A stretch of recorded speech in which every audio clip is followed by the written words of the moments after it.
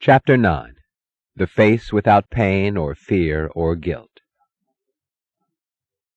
The silence of her apartment and the motionless perfection of objects that had remained just as she had left them a month before struck her with a sense of relief and desolation together when she entered her living room. The silence gave her an illusion of privacy and ownership. The sight of the objects reminded her that they were preserving a moment she could not recapture, as she could not undo the events that had happened since. There was still a remnant of daylight beyond the windows. She had left the office earlier than she intended, unable to summon the effort for any task that could be postponed till morning.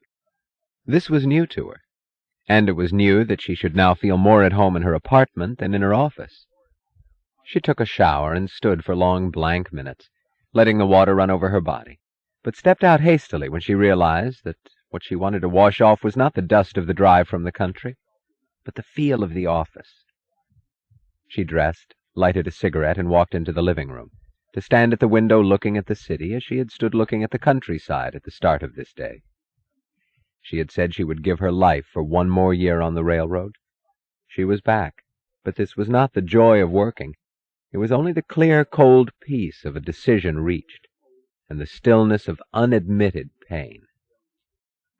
Clouds had wrapped the sky and had descended as fog to wrap the streets below, as if the sky were engulfing the city. She could see the whole of Manhattan Island, a long triangular shape cutting into an invisible ocean. It looked like the prow of a sinking ship. A few tall buildings still rose above it like funnels, but the rest was disappearing under gray-blue coils, going down slowly into vapor and space.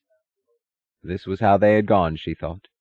Atlantis, the city that sank into the ocean, and all the other kingdoms that vanished, leaving the same legend in all the languages of men, and the same longing. She felt as she had felt it one spring night slumped across her desk in the crumbling office of the John Galt line by a window facing a dark alley, the sense and vision of her own world, which she would never reach. You, she thought, whoever you are, whom I have always loved and never found. You whom I expected to see at the end of the rails beyond the horizon. You whose presence I had always felt in the streets of the city, and whose world I had wanted to build. It is my love for you that had kept me moving, my love and my hope to reach you, and my wish to be worthy of you on the day when I would stand before you face to face. Now I know that I shall never find you, that it is not to be reached or lived. But what is left of my life is still yours, and I will go on in your name, even though it is a name I'll never learn. I will go on serving you, even though I'm never to win. I will go on to be worthy of you, on the day when I would have met you, even though I won't. She had never accepted hopelessness. But she stood at the window and addressed to the shape of a fog-bound city. It was her self-dedication to unrequited love.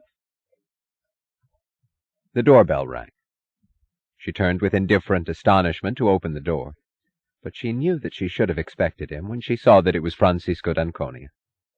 She felt no shock and no rebellion, only the cheerless serenity of her assurance, and she raised her head to face him with a slow, deliberate movement as if telling him that she had chosen her stand and that she stood in the open.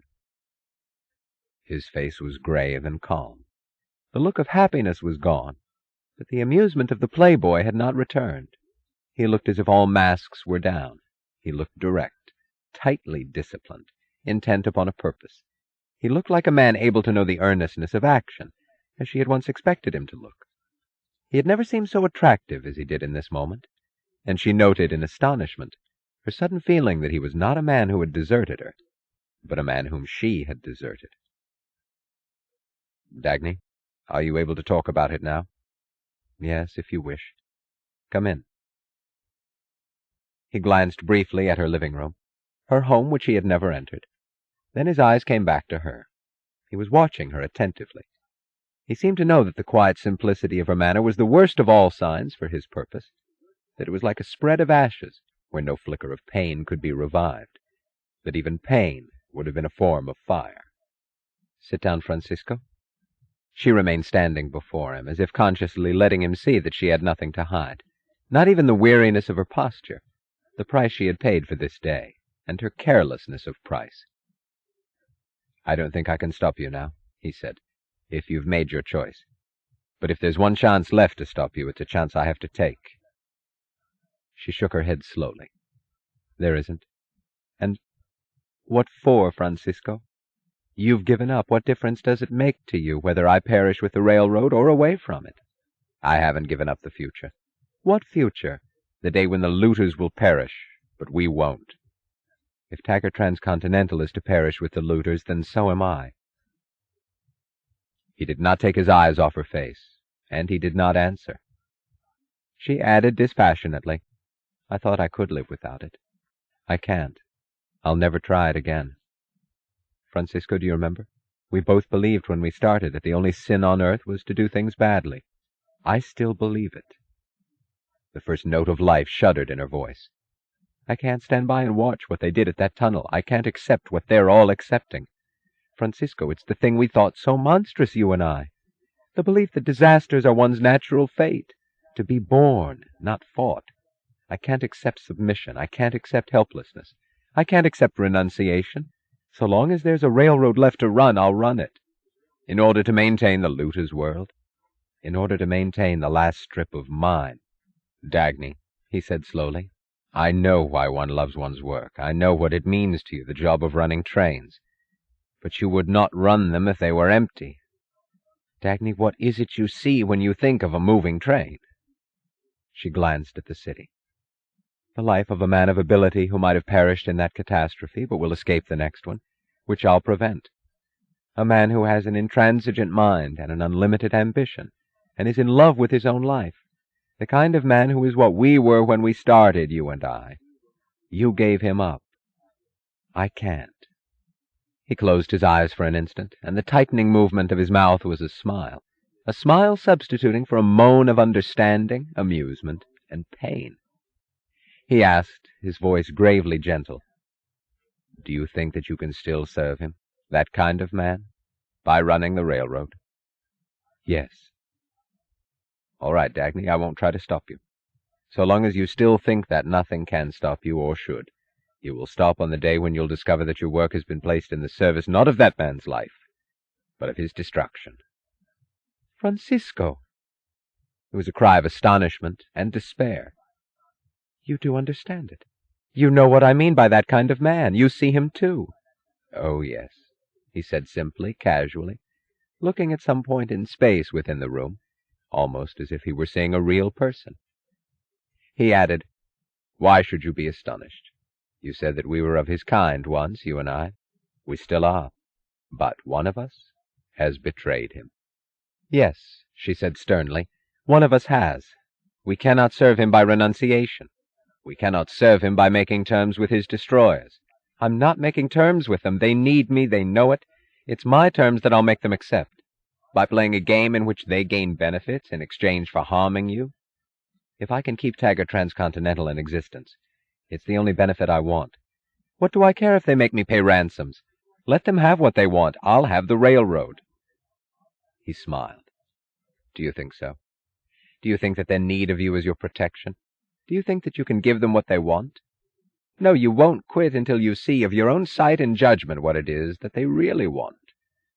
You know, Dagny, we were taught that some things belong to God, and others to Caesar. Perhaps their God would permit it, but the man you say we're serving, he does not permit it. He permits no divided allegiance, no war between your mind and your body, no gulf between your values and your actions, no tributes to Caesar. He permits no Caesars.